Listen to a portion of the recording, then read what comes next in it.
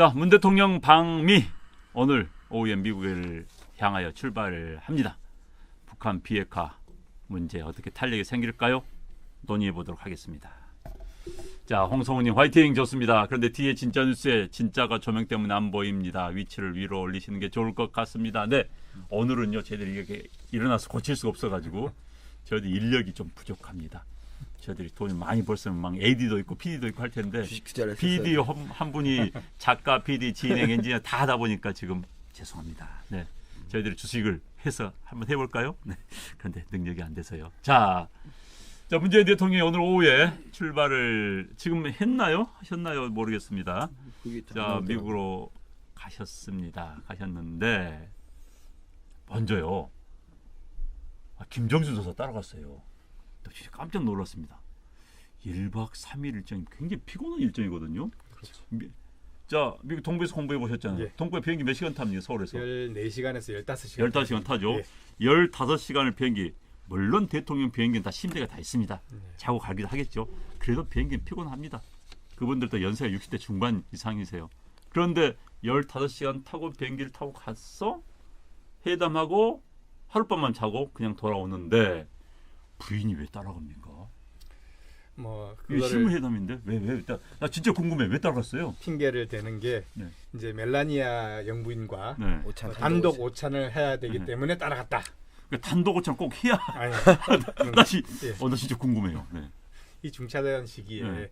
괜히 그러니까 집중이 안 되게. 네. 그러니까 제가 보기에는 제 예상은 나중에 따로 말씀드리겠습니다만은 이번 협상이 제대로 안 될 거라고 보고 있습니다. 예. 제대로 안 될 거기 때문에 이 안 되는 협상들에 대한 가십거리를 하나 추가로 만들어 놓으려고 네. 그래서 김정숙 여사님께서 쫓아가신 게 아닌가 네. 그렇게 맞습니다. 김정수 여사님은 체력이 좋으신 것 같아요. 1박 3일 일정. 저라도 1박 3일을 갔다 오면 진짜 뻗습니다. 게다가 미국은 시차가 우리하고 완전히 틀리기 때문에 굉장히 고생 많이 하거든요. 그렇지. 그런데 진짜 예. 제 질문에 답변해 주셨어요. 왜 갔을까요? 왜 남편의 1박 3일 정말 힘든 일정을 왜 따라갔을까요? 똑같은 질문 제가 드려보겠습니다. 제가 봤을 때는 일단 멜라니아 여사와의 단독 오찬 이제 이 명분으로 함께 가신 걸로 알고 있는데 네. 미국의 백악관에서 얘기한 거 보면 실제 영부인 단독 오찬은 지금까지 총 7번밖에 하지 않았다고는 해요. 그래서 네. 되게 이례적인 일이긴 한데 실무적으로 좀 우리 청와대에서 좀 요청을 하지 않았을까 이렇게 생각을 합니다. 그래서 그 이유, 했겠죠. 네. 네, 먼저 분명히 요청을 했을 것이고 좀 부탁을 했겠죠. 근데 여러 가지 이제 상황을 염두해 두고 지난번 하노이 회담 때 우리 문재인 대통령이 굉장히 당황하지 않았습니까? 네. 여러 가지 또 트럼프 대통령의 그런 작전들이나 네. 전략들에 대비해서 조금 방패막을 삼기 위해서 영부인이 함께 참석을 한 게 아닌가, 여러 가지 수를 좀 만들어내기 위해서 좀 이렇게 참석한 게 아닌가 이렇게 생각합니다.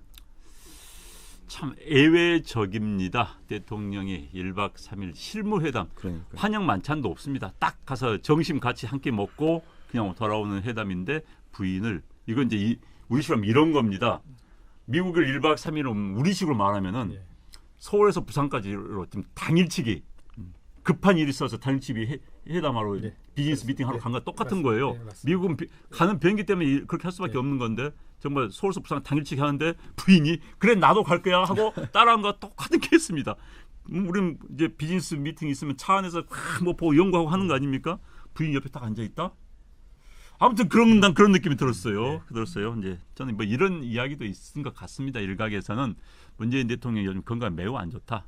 그래서 부인이 따라간다라는 이야기도 있는 건데 그렇다면 좀 국민들한테 좀 알려줄 수도 있다는 생각이 드는데 어찌됐든 좋습니다. 이례적인 일들이 막 벌어지고 있습니다. 청와대 내에서요. 그런데 이제 대통령이 미국을 갔다. 자, 정상끼리 회담을 하면 뭔가 성과가 있어야 되는 거 아닙니까? 네. 보통 정상끼리 회담하면 미리 아래서 다 해놓고 발표만 하는데 이번에는 그런 분위기는 아닌 것 같아요. 아닙니다. 네, 어떻게 될 것 같습니까? 먼저 좀 이야기 좀 해보시죠. 네. 일단 제 경험을 바탕으로 조금 이상한 부분, 그러니까 네. 앞으로 이번 순서, 네. 협상의 순서가 좀 이상한 부분들을 얘기를 하자면은 네. 제가 대기업에서 인수합병과 관련되는 협상들을 많이 했습니다. 그래서 네, 몇 네. 조짜리 협상도 하고 했는데 네. 지금 현재 상황은 미국이 하노이에서 당신들은 5가지 우리 전제 조건, 예를 들어 핵시설, 네. 핵물질, 그리고 핵무기 네. 그리고 ICBM 관련되는 유도탄 관련, 네. 그리고 대량 살상 무기 5가지를 모두를 다 버려야만 우리가 제재 완화를 해주겠다라고 네네. 통보를 한 상태입니다. 네네. 그러면은 여기에 북한이 얘기했던 것은 야 우리는 영변 정도 줄 수 있었지만은 그게 조금 추가해서 핵시설 모두를 줄게 네. 포기해줄게. 네. 그러니 제재를 완화해 달라라는 네. 한 가지, 그러니까 5개 카드 중에서 한 가지를 받아들인 겁니다. 네. 그럼 이 상태라고 하면은 미국 입장에서는 5가지를 다 받아주기 위한 어떤 게 아니라면 우리는 볼 필요가 없다라고 생각을 하고 있을 거고요. 네네. 다만 이제 북한 입장에서는 하나였으니 우리가 뭐 하나보다는 조금 더 해서 예를 들어서 당신들이 원하는 카드 한 2가지 정도는 더 받아줄 테니 네. 얘기를 해보자 네. 라고 얘기가 돼야 되고, 그러려면 문재인 대통령께서는 사실은 미국을 가기보다는 북한을 먼저 설득을 하고 북한을 설득하는 과정 내용을 가지고 미국에 가서 네. 북한에서 이 정도까지는 더 줄 거라고 하니 네. 당신들은 와서 이건 좀 당신들도 좀 양보해야 될 거 아니냐라고 네. 가야 되는데, 지금 순서가 잘못된 게 미국에 가서 5개 당신 양보하기로 한 거를 저 북한은 물어보지도 않고 네. 더 줄 것도 없을 것 같으니 당신들이 먼저 양보를 해야만 북한이 줄 거다라고 네. 얘기하는 어떤 협상의 그 조정의 순서가 잘못된 거 아닌가, 그런 생각이 저는 들었습니다. 그리고 두 번째는 하노이 회담이 실패로 끝난 뒤에 네. 청와대에서 계속 뭐 금강산이라든지 개성공단이라는 것들을 이제 그 사실을 에드블룬을 띄우면서 조금 양보를 먼저 우리가 해줘야 되는 거 아니냐라고 사실은 간보기를 했었는데 미국에서 단호하게 잘라버렸거든요. 이런 상태에서 가봤자 미국에서 줄 수 있는 것은 없다. 제재 완화는 없다라는 원칙이기 때문에 현재 상태에서는 큰 얻어올 건 없다라고 저는 봐집니다. 네. 저는 그 일부 의견에 다 동의하는데 네. 그 예를 들어 북한에 먼저 가서 네. 실무적으로 어느 정도의 합의를 보고 미국을 간다는 순서는 저는 좀 반대인 것 같습니다. 네. 왜냐하면 우리 대통령, 우리 정부에서 하는 대미 대북 그 정책을, 외교 정책을 봐보면 포지션 상으로도 네. 문제가 있습니다. 뭐냐면 네. 일단 그 포지션상의 문제가 있다. 중재자라는 네, 네. 이 위치 자체가 네. 설정이 굉장히 잘못됐다. 네. 저는 그렇게 판단을 하고 있습니다. 네. 그래서 지금 우리 동맹국 그 최우군인 네. 미국과 북한을 놓고, 우리 적인 북한을 놓고 지금 거기서 중재를 하겠다라는 네. 이 내용 자체가 저는 맞지 않다고 보고요. 네. 우리 동맹국인 미국과 그 대북 제재를 어떻게 통해서 북한의 그 완전한 비핵화를 이뤄낼 수 있을지에 대한 고민을 하는 것이 더 맞다고 보고 있고요. 실제 또 청와대에서 하는 생각 중에 조금 잘못된 거는 그 미국의 소리 VOA에서 9일 어제 그 미국 전문가들 그 의견을 인용해서 네. 그 굿 이너프 딜을 미국에서 절대 반기지 않을 굿 것이라고. 이너프 딜. 예. 이제 현 문재인 정부가 이제 이야기하고 있는 거죠. 네, 절대 반기지 않을 거라고 했고요. 실제로 저는 그 나경원 원내대표 오늘 아마 발언을 했을 텐데 지금 중요한 건 굿 이너프 딜이 아니라 파이널리 굿 딜이라고 했거든요. 아, 요즘 이분 잘하시더라고요, 요즘에. 그래서 저는 여기에 동의를 좀 하고 있습니다. 그래서 지금 뭐 딜을 본다, 뭐 어느 정도의 완만한 딜이다라고 해서는 안 되고요. 최종적으로 무조건 우리에게 좋은 딜을 해야 된다, 이렇게 말씀드리고 싶습니다. 네. 이제 감독님, 저기 이쪽에 불이 꺼졌습니다. 조명이 꺼져 있어 이쪽에. 네. 죄송합니다. 저희들이 사정이 이렇다는 거 양해 부탁드리겠습니다. 네. 아, 좀 나 화내졌죠. 죄송합니다. 네네. 자, 지금 이제 두 분이 좀 부정적인 이야기를 해주셨는데, 지금 우리 정부는 북한 측에 이제 북한은 이런 것이죠. 이제 정리하면 북한은 하나 주면은 제재 해제를 해서 미국이 하나를 주고, 또 하나 주면 하나 주고 이렇게 하겠다는 거고, 살라미 하나씩 잘라서. 그런데 미국은 무슨 소리야? 몽땅 다 비핵화해. 그러면 확실한 하나 모든 거 다 챙겨줄게. 이거고요. 우리 정부는 중간에서 그러지 말고 북한이 비핵화하겠다는 큰 플랜을 다 내놔라. 그리고 나서 하나를 딱 실행 단계에서 하나를 실행하면 하나를 주고, 하나를 또 실행하면 하나 주자. 뭐 이런 이야기를 하고 있는 겁니다. 그런데 이제 문제는 북한을 과연 우리가 믿을 수가 있을 것인지, 자, 실행 계획을 과연 우리가 얼마만큼 그것을 확인해 줄 수 있는 것인지, 이제 이런 문제가 생기기 때문에 굿 이너프 딜이 과연 이너프한 것인지에 대한 논란이 있는 것이죠. 그런데 지금 자, 문재인 대통령 이렇게 하는데 미국 측의 지금 입장이 세요. 지금 보니까 폼페이오 장관이 오늘 새벽에 뭐 미국 의회에 가가지고 문재인은 폭군이다. 김정은. 김정은은 죄송합니다. 아예예예 저 원심이 나오신 게 아닙니까? 아이고 제가 바로 이게 큰일 날 뻔했습니다. 요즘 유튜버도 잡아들여요. 국가 원수 모독죄입니다. 그러니까 유튜버 잡아들여 국가원수 모독죄 또 부활한다고. 이해찬 대표 또 안영원 보고 또 국가원수 모독죄라면요.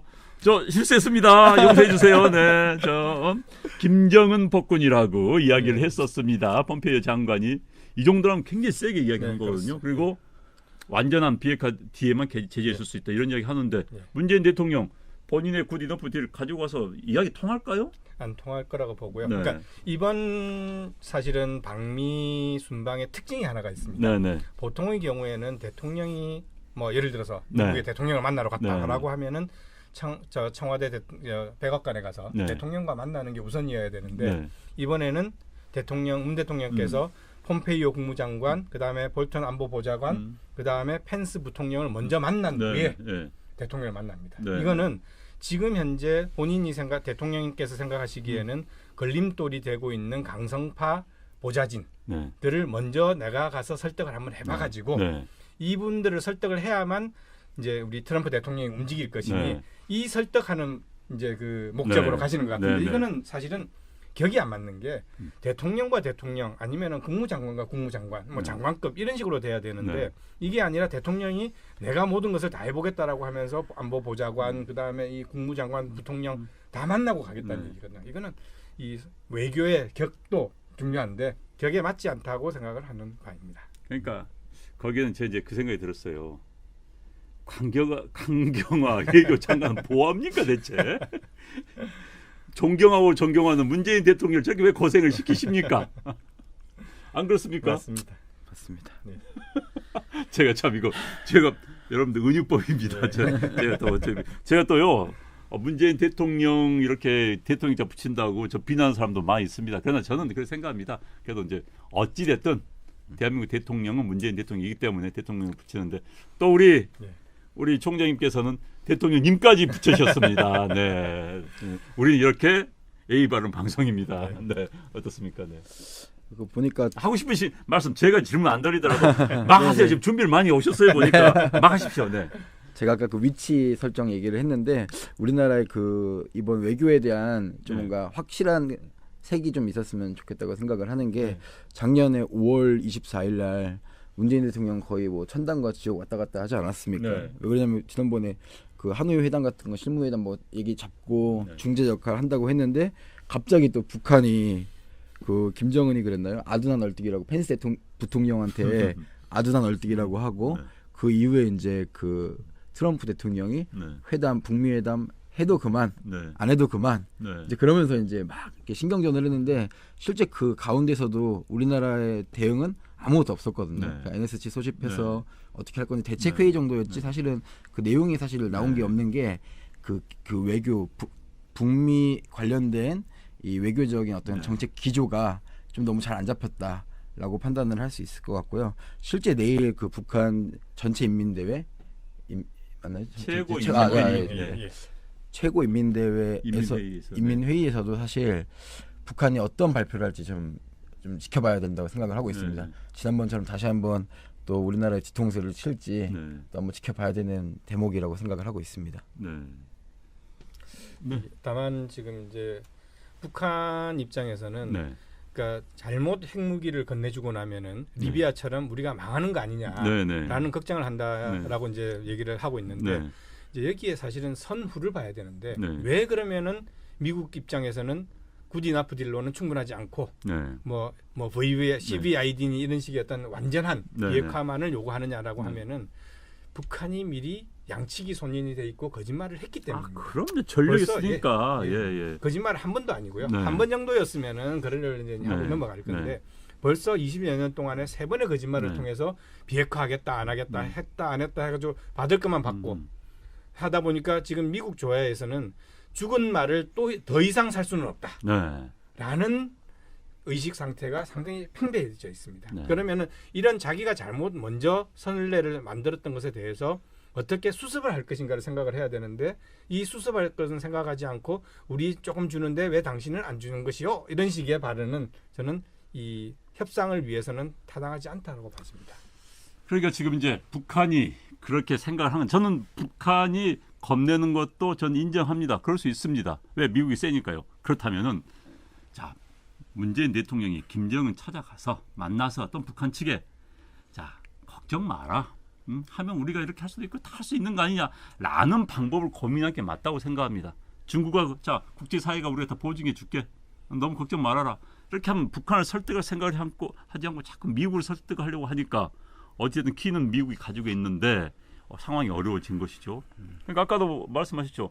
한반도 운전을 한다고 하는데 운전자가 지금 북한도 안 믿어주고, 그러니까 이런 운전자를 뭐라고 그래요? 대리기사라고 합니다. 대리기사, 자기 차가 아니다. 네. 예, 자기 차가 아니고 남의 차. 목적지도 자기 목적지가 아닌 거죠. 오, 결국엔. 야, 예. 역시 젊은이다운 정찰살인이 대리기사, 있으시네요. 전설사입니다. 대리기사 맞습니다. 목적지를 몰라.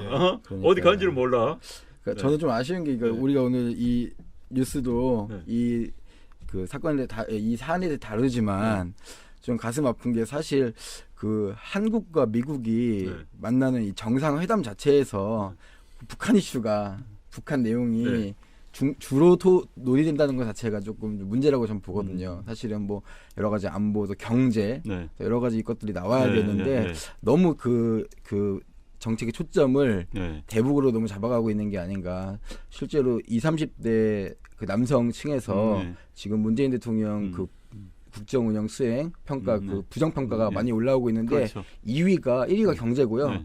2위가 대북입니다. 네. 그러니까 대북에 너무 집중해서 우리나라 경제가 힘들어졌다라고 네. 인식을 하기 때문에요. 충분히 그런 점을 고려해서 외교 정책을 좀 다시 바로잡아야 될 이유가 있을 것 같습니다. 그러니까 문재인 대통령께서 너무 북만 본다. 북책이 아니라요. 노스 북만 본다 이런 이야기가 있는데 방금 이제 말씀해 주셨습니다. 20, 30대 젊은이들이 자, 먹고 사는 문제가 급하고 당장 눈앞에 있는데 왜 북만 보느냐. 미국하고도 좀 그런 문제도 해야 되는 거 아니냐라는 지적 좀 충분히 할 수 있다는 타당하다는 실제로 지적이. 청년들이 그 댓글이나 네. 또 이런데 그 여론들을 보면 김정은 만났을 때 공짜로 만났겠냐, 맨입으로 만났겠냐 이런 얘기를 되게 많이 하거든요. 네. 그래서 뭐 우리 실정은 지금 경제가 너무 힘들어가지고 네. 청년들 실업률 아까 우리가 그 다루기로 했었지만 30, 40대 고용률은 다 줄었거든요. 네. 그렇게 힘들어하는데 가서 김정은한테 돈 퍼준 거 아니냐 이런 음. 부정 여론도 좀 많은 것 같습니다. 그런데 옛날 그 노무현 대통령이요 이런 말이 있습니다. 남북 관계만 풀리면 다른 건 다 깽판쳐 좋다. 표현 그래 깽판쳐 좋다는 표현을 했습니다. 문재인 대통령이 혹시 그런 생각을 가지고 있는 거 아닌지, 본인의 정치적인 스승이라 할 수 있는 노무현 대통령의 말을 그대로 실천하고 있는 것은 아닌지 좀 우려가 됩니다. 자, 문 대통령 방미 문제 마지막 두 분의 촌철살인을 들어보도록 하겠습니다. 이번 어떤 분이 하시겠습니까? 제가 먼저 하겠습니다. 예, 먼저 예. 아까 말씀드렸지만은 더 이상 죽은 말은 사지 마십시오. 네. 그것은 우리 문 대통령 마찬가지고 미국도 마찬가지입니다. 네, 미국 속담인 것 같아요. 서양에 예. 죽은 말은 사지 않는다. 네. 중재자 하다가 네. 완충자 됩니다. 완충자. 예. 그게 무슨 뜻입니까? 중재를 하다가 나중에 그 북한이나 미국이나 네. 핑계 댈 거 없으면 네. 문재인 대통령 핑계 댈 가능성이 높다. 중간에서 완충 네. 중간이 터지고 한다 이거죠. 네. 네, 맞습니다. 중재자 하다가 아직 그런데 면허가 없는 것 같아요. 중재자가. 네. 그러게요. 네. 자, 뭐 저희들이 입장에서야 대한민국 국민으로서 문재인 대통령이 트럼프 대통령 만나서 좋은 성과 가지고 북한의 비핵화를 확실히 시킬 수 있는 그런 성과를 내기를 바랍니다만은 그렇지 못할 것 같아서 참 안타깝습니다.